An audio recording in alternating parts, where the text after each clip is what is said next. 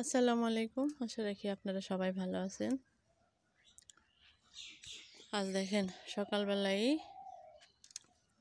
আমরা কাজ শুরু করে দিয়েছি। সেটা হচ্ছে আজ আমি চলে যাব মেজপার বাসার থেকে। সেজন্য এই যে মেজপার যে পুঁই মাছা আছে, এখন তো পুঁইয়ের না, পুঁই শাকের সিজন না, বর্ষার সময় বেশি হয়, তাই না? বর্ষার সময় বেশি হয়, তো এখন বিচি হয়ে গেছে। কিন্তু আমি এই পুঁই বিটুলি বলে এগুলাকে, এই যে পুঁইয়ের যে বীজ, এই যে এগুলো আমার খেতে খুব ভালো লাগে। শহরে আমি দেখছি যে এগুলো বিক্রি করে 60-70-80 টাকা করে কেজি। আমি সেখানে দেখেছি, আমি ওইখানে কিনেও খেয়েছি।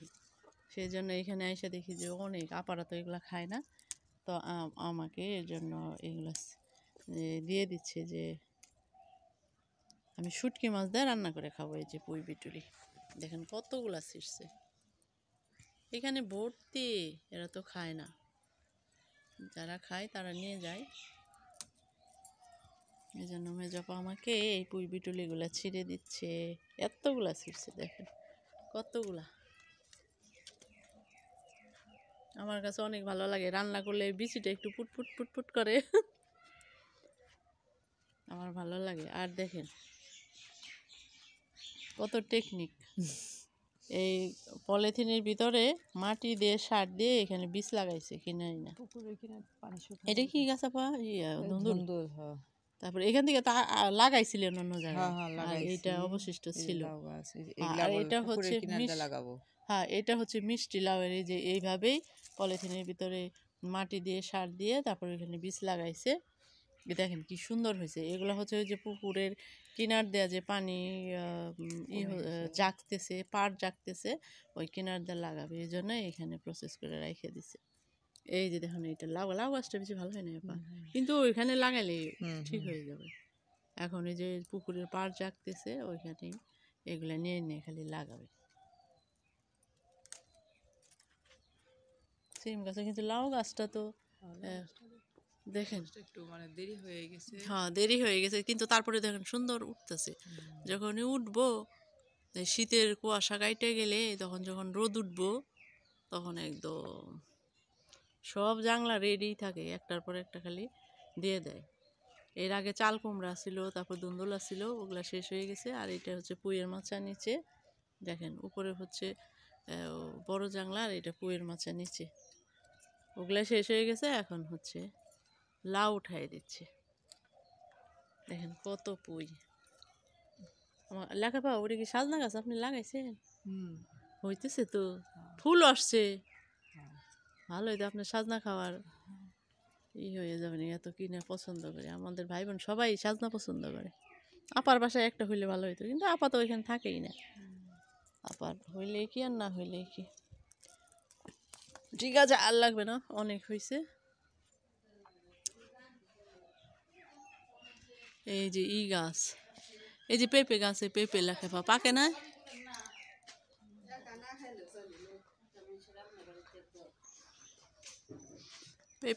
পেঁপে গাছের মাথাটা তো একদম চিকন হয়ে গেছে। হ্যাঁ, এই যে পেঁপে গাছ, আবার আসে। এটা হচ্ছে আম গাছের কি চারা কিনে বীজ লাগাইছে, বীজ কি পছন্দ মতো। এই যে দেখেন কাঁঠাল গাছ, কাঁঠাল গাছটা এই বছর মনে হয় কাঁঠাল এসে যাবে। আবার এখানেও এই যে এখানে, এটাও কি বীজ না চারা? এটা হলো হিমসাগর। ও হিমসাগর, এটা চারা কিনে এনে লাগাইছে।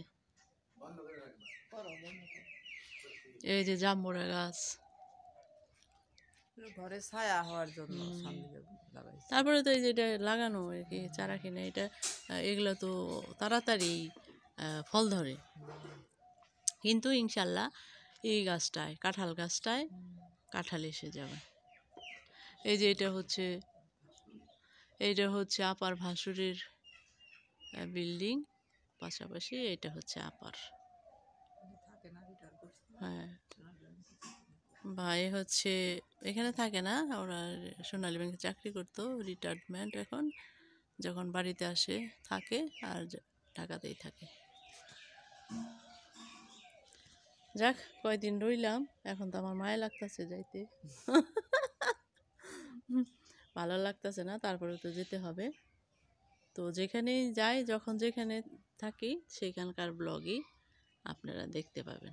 আপনারা যদি পাশে থাকেন তাহলে তো অবশ্যই দেখতে ভালো লাগে, দেখতে আমারও আগ্রহ জাগবে। কাবর ফুল গাছ, এটা তো দেখেন, ওই যে যেটা মোটা আপা ভাঙিয়ে ফেলছে। আর ওই যে বল খেলে ও, আর ওরা তো বলাও যাবে না, ওর গাছও ভাঙবো, ভাঙলে ও লাগাইছে, তাহলে ওর গাছ ভাঙলেও তো আমাদের করার কিছু নাই। এখন কত বড় বড়, খুব সুন্দর লাগে, তাই না? ঠিক ভালো লাগে।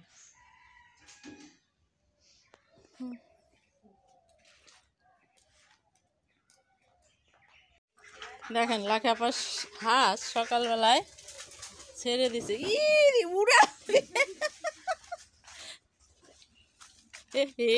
উড়াল একবার ওই নৌকার পিছু করছে একটা যায়। নৌকায় ঘুরতে পারলাম না, পানি নাই। দেখেন কি সুন্দর লাখাপাই, 2 দিনে যে জায়গা গেছে, পাড়টা জায়গা গেছে, পানি ভালো থাকতো। হ্যাঁ, এখন যে পানি ভালো থাকলো যে হাঁটছেই করছে, কি সুন্দর।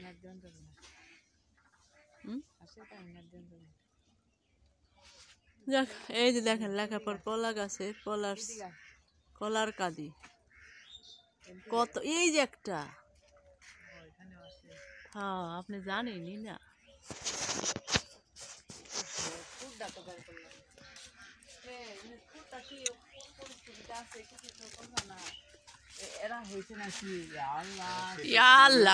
লেখাপড়া কতটি, এই যে একটা, ওই যে একটা, এনে 3টা।